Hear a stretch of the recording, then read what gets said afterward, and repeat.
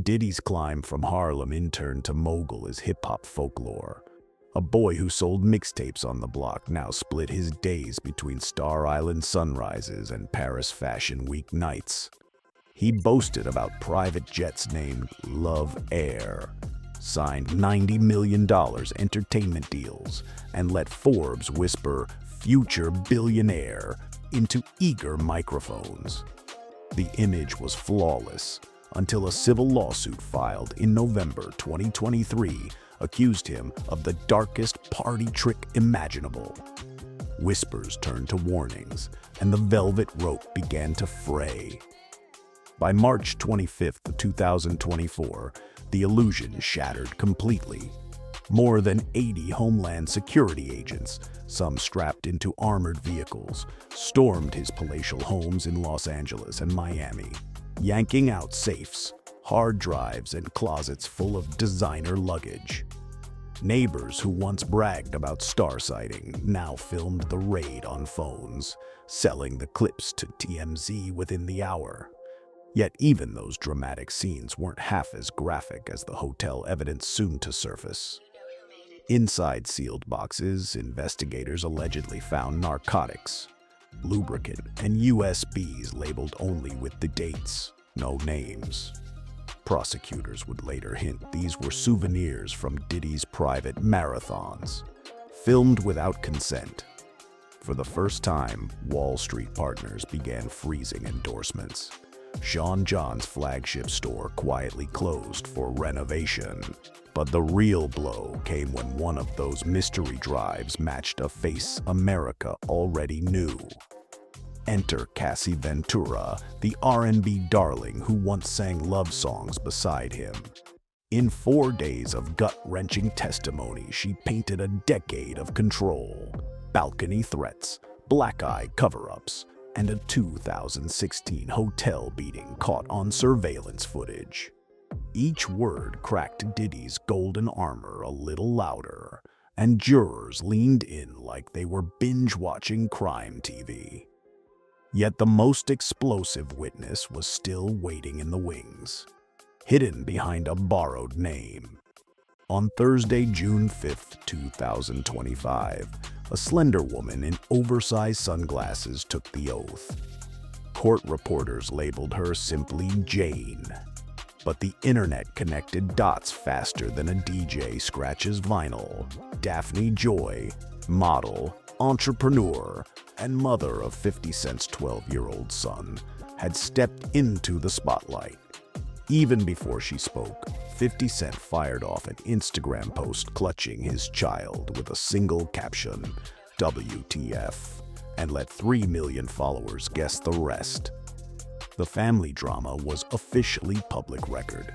Jane described a first date that never ended, 5 straight days in an Aspen chalet where rose petal baths turned into freak-offs, lasting 12 hours or more.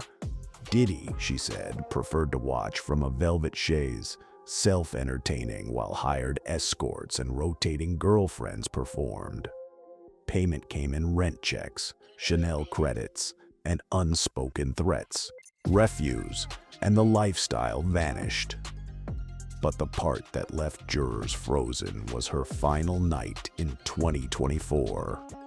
She claimed Diddy kept her phone in airplane mode, dosed her with a pill she thought was an herbal relaxer, and instructed an assistant to cue 3 male guests. When she later tried to leave the relationship, she alleged he reminded her of unpaid medical bills and a stack of NDAs. Proof, he said, that they were partners in pleasure, not victims of coercion. With that bombshell, prosecutors pressed play on the next horror reel. And if viewers at home were already shocked, hip-hop's social media exploded. DJ academics roasted 50 Cent for putting a baby in the freak-off replacement draft pick, while Shade Room commenters turned Daphne's past Instagram captions into sarcastic memes. Yet even that viral circus paled beside the star witness who followed. Because Cassie wasn't done talking. Cassie returned to the stand armed with screenshots and a trembling voice. She recalled a Berlin hotel suite where Diddy allegedly lined up pill bottles like candy and bragged, "I like my nights 3 days long."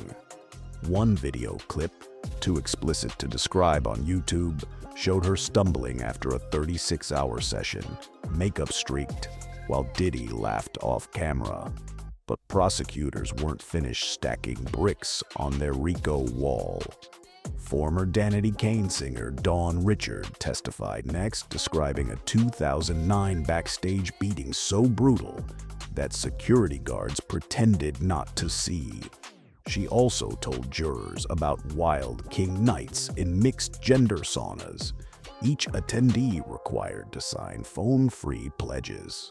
As she spoke, one juror reportedly clenched a fist so hard his knuckles whitened. Still, the outside world had its own opinions, some supportive, others disturbingly dismissive. Manosphere podcasters leaped to Diddy's defense, claiming the trial was Me Too on steroids and that Cassie had buyer's remorse. Their rants racked up millions of views, complicating jury pool sentiment and raising free speech alarms. And while Twitter fought moral battles, two old rap rivals sharpened their petty swords. Ja Rule, who once swore he was done with dissin', couldn't resist.